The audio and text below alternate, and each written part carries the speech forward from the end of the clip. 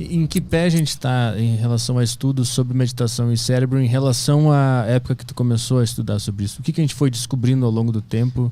Porque meditação por muito tempo foi considerado bobagem, né? Senta aí, fica pensando, e aí, por exemplo, aquela instituição que tu falou, como é que é a instituição que tu Mind and Life. Mind and Life veio e começou a mostrar que tem um embasamento científico, né?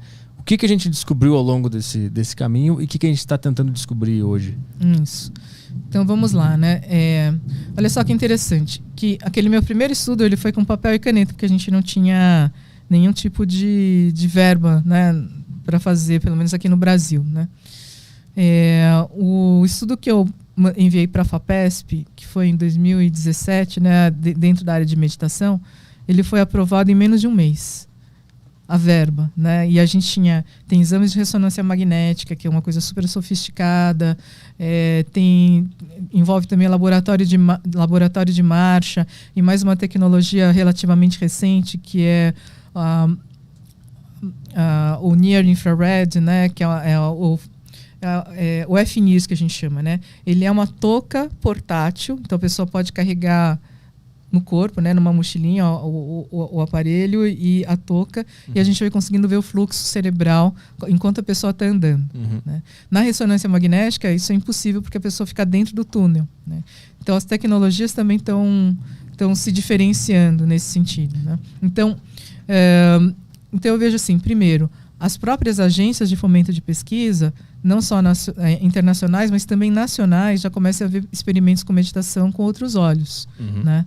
Então, assim, de 99, quando a gente nem pensou em aplicar nada, hoje em dia não é raro eles financiarem um projeto de pesquisa, né, que envolva toda essa tecnologia. Tá? O que a gente vem descobrindo? Né? Eu vejo assim, os primeiros experimentos mais interessantes eram com meditadores experientes, do tipo monges. Né?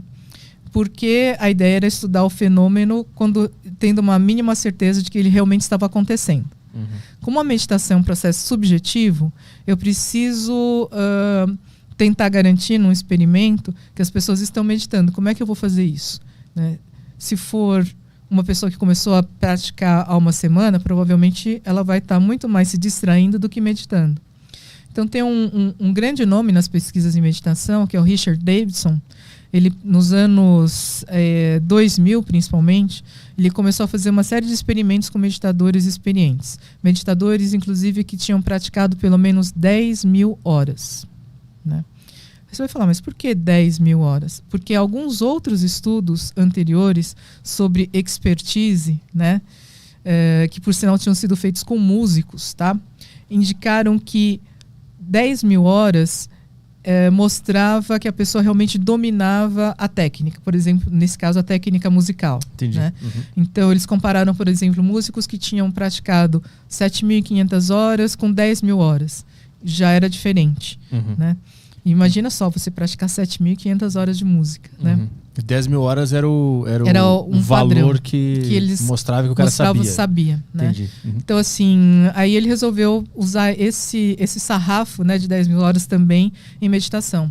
Tem até um livro, né, chamado Outliers, né, Os Fora da Curva, que traz vários exemplos de grandes experts que provavelmente praticaram pelo menos 10 mil horas.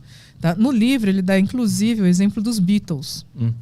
Os Beatles, antes de se tornarem famosos, eles tocaram por anos nos bares da Alemanha.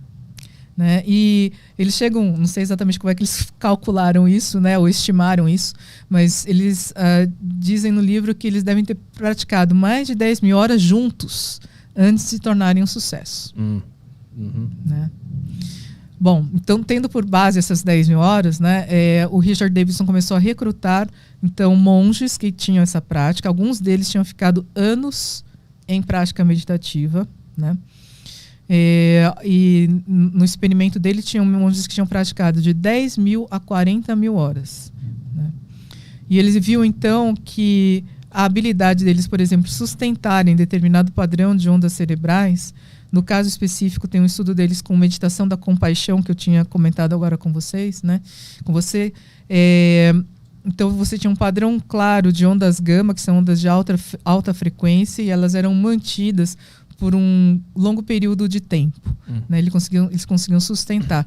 E aí ele conclui que o experimento, né, realmente era um marco, né, porque ele mostrava o quanto o cérebro humano era capaz de ser modificado com treinamento. O que é esse raio gama? Não é raio. Ondas gama. Onda gama. O que então, é? São ondas de alta frequência do cérebro. Você tem ondas beta, alfa, que geralmente as pessoas falam mais, estou entrando em alfa, né? Que é uma onda mais de relaxamento. Mas especificamente para esse grupo de meditadores experientes e que estavam fazendo a prática de meditação da compaixão, não eram as ondas alfas predominantes, eram essas ondas de alta frequência que eram ondas gama. Mas elas são melhores? Elas não são melhores, as ondas elas não são melhores ou piores, elas indicam um estado alterado de consciência. Né? No caso específico, não existe muito consenso sobre as ondas gama, mas elas geralmente estão envolvidas com um processo de mais consciência, vamos assim dizer. Eu tive a oportunidade de conversar com o principal autor do artigo, né, o Antoine Lutz, sobre isso, e ele mais ou menos explicou isso, né, que eles percebiam que provavelmente estava relacionado com esse maior nível de consciência dos praticantes durante aquele momento. E uma coisa interessante, curiosa, né? Nesses experimentos que o Davidson fazia, às vezes o pensador que estava lá na sala falou assim, olha, então agora vocês podem começar, por favor, a prática de meditação. Agora para de meditar. Tinha um meditador muito velhinho que falava assim, mas como é parar de meditar?